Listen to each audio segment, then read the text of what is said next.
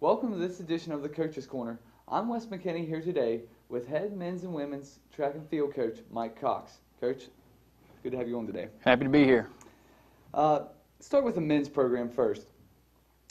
It just recently wrapped up the indoor season. R.J. Anderson earning All-American honors in the 60-meter dash. Talk about the experience of being at Nationals for both you and R.J.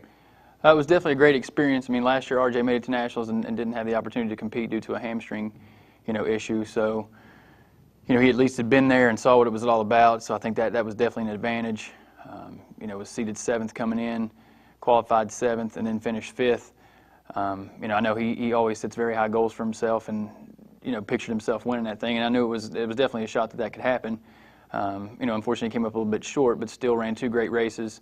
And we came home with hardware, and he's going to have his picture up in the lobby for the rest of his life. So, I mean, it was a great experience, great opportunity for him, and he took advantage of it. And just very happy, very excited for him. Okay, now other athletes had outstanding performances during the indoor season. Robbie Peters breaking 15 minutes in the 5K. Jeff Fertig just barely missing out on Nationals. Talk about those 2 guys, and then also maybe some other outstanding performances during the indoor season. Yeah, Jeff popped a national qualifier there right out of the box there the first meet, which was exciting. We tried, a few more times to improve that mark and just came up a little bit short. But he did make the national list, which was exciting and was, fairly close to making it there. So, that gives us hope and excitement for the outdoor season to hopefully, not only make the list but to make it in. Then looking at Robbie Peters, I mean, he had a great indoor season. Just barely over 4:20 in the mile, a PR there, broke the school record in the 3K, was like 11 seconds off the provisional list there in the 5K, going under 14, just missing the school record in the mile and in the 5K. So that also is exciting for the looking for the outdoor season to hopefully, make the list, and who knows from there. Okay, now I want to kind of focus on Braden Roberts here for a second. Just a freshman has come in and just made a huge impact. Almost broke 50 seconds indoor in the 400. Also a really strong lead leg in the 4x4. Just talk about what he means to the program. Oh, it's great to get a young guy to come in and make an impact right away. I mean, you can build off of that. You can continue to grow off of that. It's going to light a fire into some of the upperclassmen to try to help them, make them want to be better. So we can continue to grow and build off of something like that. And I'm very excited, very happy to have him here, in the running events and as well as the long jump. I mean, he's going to score, a good bit of points for us in just his freshman year. So that's definitely a very, very exciting thing. Okay, now that indoor is over, you've kind of turned your attention to outdoor. Already 3 meets in the book for you guys. You've had Nicholas Seno, strong 10K, first meet. Brad Dugan just barely missing the school record in the steeple last weekend, and then also Jason Brackett's strong effort in the 400-meter hurdles already. Talk about what it means to have these kind of performances already early in the season. Well, I think it's great. I mean, you look at our season, and it's outdoor season is such a short season. So I mean, we're gearing everything towards obviously the outdoor season. For those who are obviously not making the national meet, we're gearing everything towards the outdoor and for conference championships. So those guys have laid a great foundation for the first meet out. Really, Dugan just being off of that school record. I mean, that's definitely a possibility for sure. Nick's sitting comfortable now in the 10K at 4th. That time should really get him into conference, so he doesn't really have to worry about another 10. We can look at the 5 at Duke to run, and then Brackett keeps chiseling away at those 400 hurdles, 56.1. So excited about him, having the possibility to break a school record there, 54.04. I think that's definitely conceivable. Okay, now kind of maybe lost in the shuffle a little bit. RJ just coming off his All-American performance, comes out first outdoor meet of the season and already qualifies provisionally for the 100.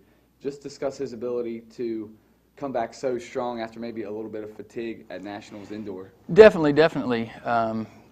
But I kind of pictured it that way, in a way. You gear so much up towards one thing, which obviously we did for indoor nationals. So his body was very, very rested and very ready to go. So I had a feeling that we could come out that first meet and pop one, And lo and behold, it did happen. I mean, he broke his own school record of 10.5.7. He broke it in trials, and he broke it again in finals, finishing third down there at the Coastal Meet Shamrock Invitational. So that was very exciting. I'm not surprised at all. Like I said, I was kind of hoping that's what would happen, and kind of had a feeling that could happen that way, and just glad that it did. That time last year was right on the bubble of getting into nationals, but this year it was down in the 60 indoor, so that time may get in. But I would say it's safe to say he's going to run faster than 10.52. Okay, now kind of shifting away from the guys and into the girls program. First, discuss Casey Ord's performance during the indoor season. It seemed like every weekend she was just breaking a record, long jump, triple jump, or whatever.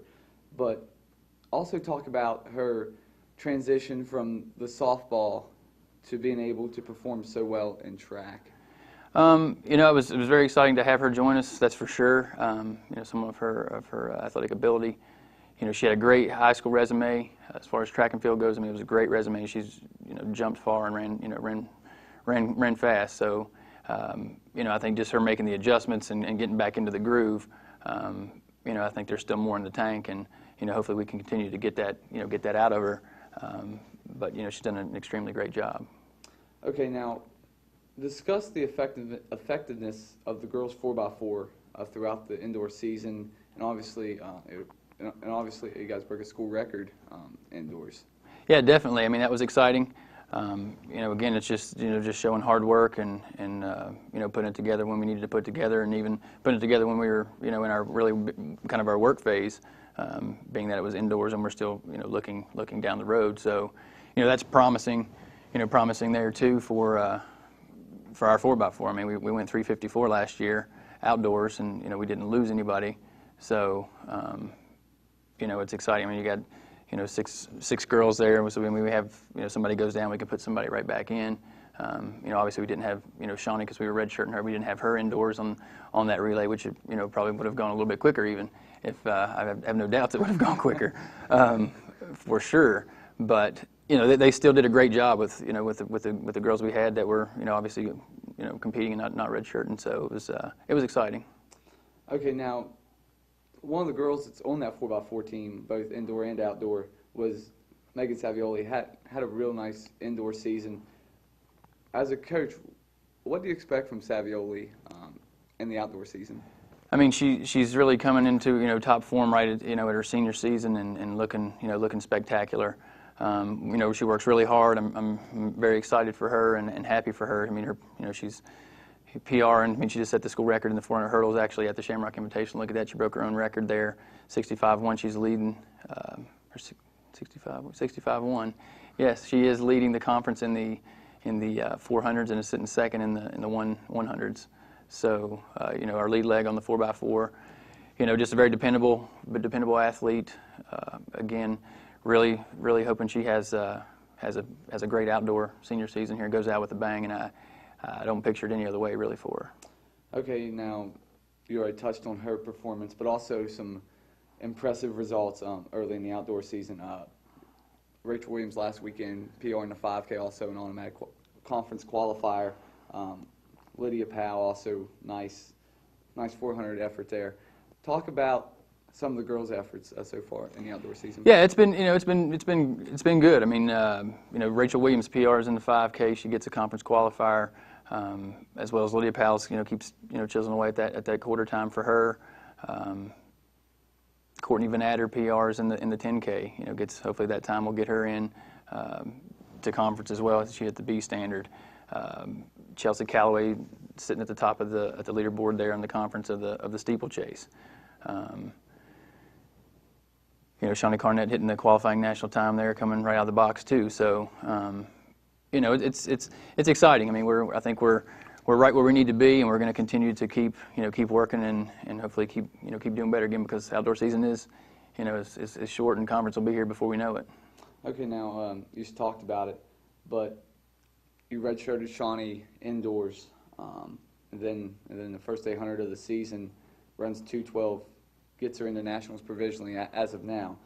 Discuss what followers of the program should expect from her the rest of the season. We're going to look to repeat as a national champion in the 800 meters outdoors. that's the number one goal.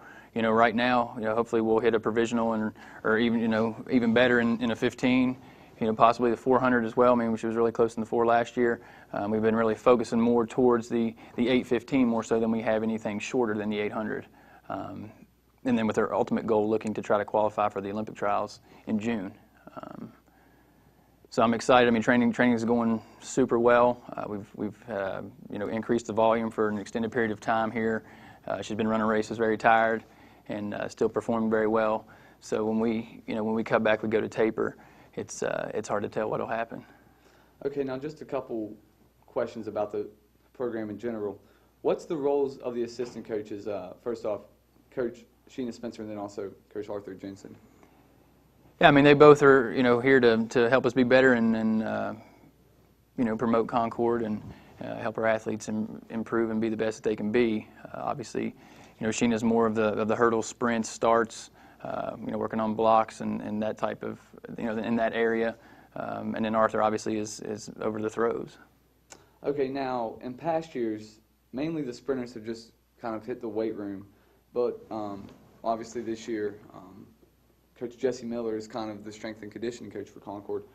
How does the addition of Coach Miller and a regular weight room routine help the program? Oh, it's astronomical. I mean, you're going to improve, a ton. If you've never lifted and you go in the weight room, you're going to be sore at first. But I think in order to have a successful program, to be a highly trained athlete, that the weight room has to be your friend, regardless of if you're a sprinter, if you're a distance runner, if you're a thrower, it's a no-brainer as well. So having that available to us, I mean, we may be the only school in the conference that actually has a full-time strength and conditioning coach. I know Arthur's worked. He's been in charge of our weightlifting program, and now that we have Jesse, they've collaborated, with me and all of us, and we've put together workouts for, each group per se, for what we feel is appropriate and necessary to help us, gain speed, gain strength, gain endurance, to be better. Alrighty, Coach. That's going to do it for today. I appreciate you coming on today. Definitely appreciate you having me anytime. Alrighty. Like I said, that's going to do it for this edition of the Coach's Corner. I'm Wes McKinney.